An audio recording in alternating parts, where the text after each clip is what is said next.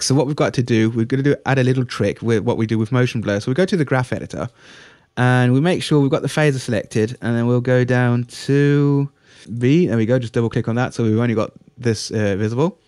So if we select this, we see they've got 0 frames and it's got 0 degrees value. So what we're going to do is just add one slightly at frame 1 and then choose 180 degrees. So it'll it'll basically just do that for one frame, but we want to have that happen every other frame.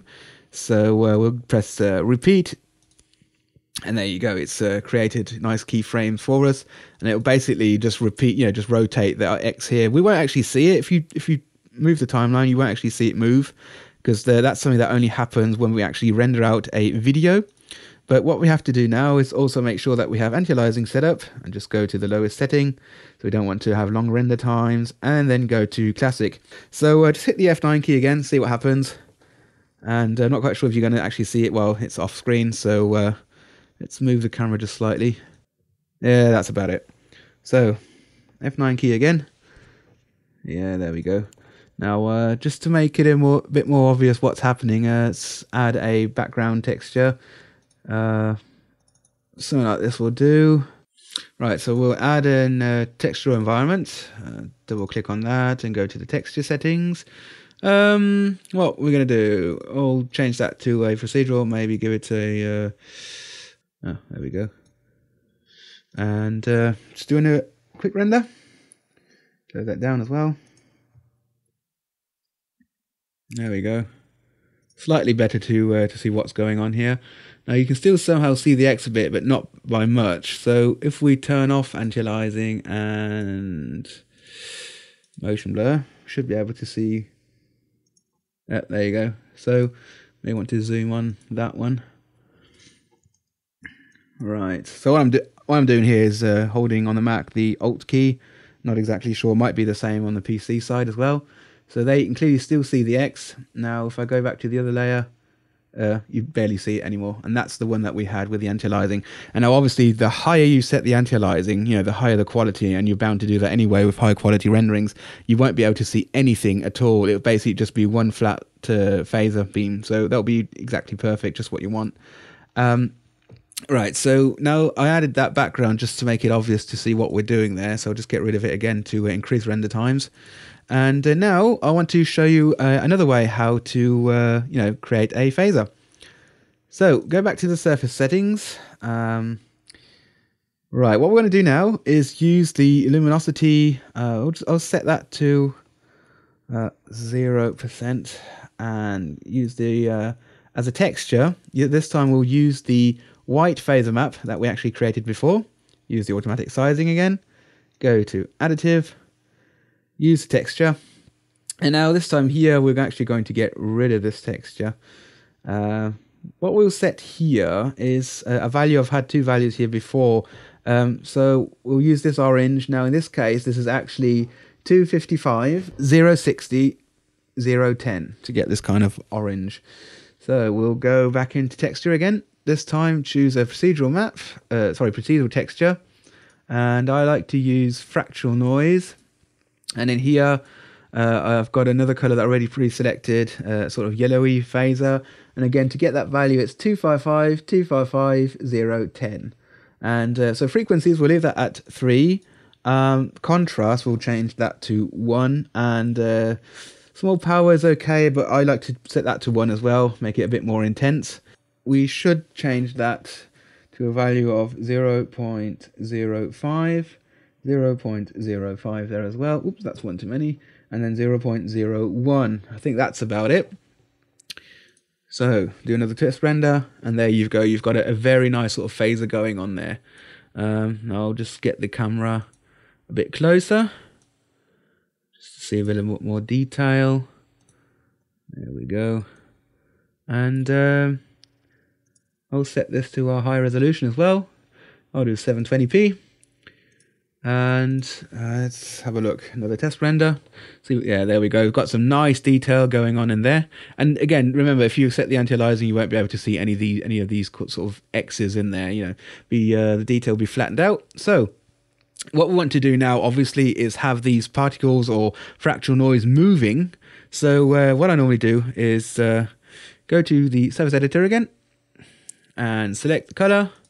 And that's where we set the fractal noise. And in there, we'll go to position. And we've got to make sure that we always have it moving. So we'll go on the x-axis and press E. All right, so let's have a look. On position, oh, sorry, I think it should be the z-axis, actually. Right, so on the z-axis, we already have a keyframe 0 with 500 millimeters. That's actually okay. Although, maybe set that to 0. Then we'll set one just a few frames more. I don't know, maybe say to 25 frames. 20 meters, that should be all right. And basically, that's where it stops after 20 meters. But what we want to have is, we want to have it constantly going up. So we'll just put down linear. And you see it will constantly go up all the time. And basically, all that does is constantly move this on the z-axis, and it will just be moving, moving, moving. So it doesn't matter how long your actual scene is. Your phaser or laser will be moving all the time. So let's have a quick look. So on frame 4, just do a render here. So in frame 4, we have this going on. Just quickly hide that. And go, frame 22, just to give it a bigger difference. Make it more obvious. Hit the F9 key again, and then you see some difference. So let's have a look. So this is what it was before. This is what it is now. So you can clearly see there's movement going on. Now, obviously, depending on the speed of what you've set, how high the linear is supposed to be, the position, and also how many frames you have in your scene, it varies the speed of the particles inside the phaser moving. But basically, that is the phaser I've been using all along. And in the most recent clips, I actually went a step ahead and started playing around, modifying some more of my phaser steps. So this is what I've been doing previously. So I'll load up the actual phaser that I've been using so far. There we go. This is a new mouse that I've got, so still got to get used to it. There we go.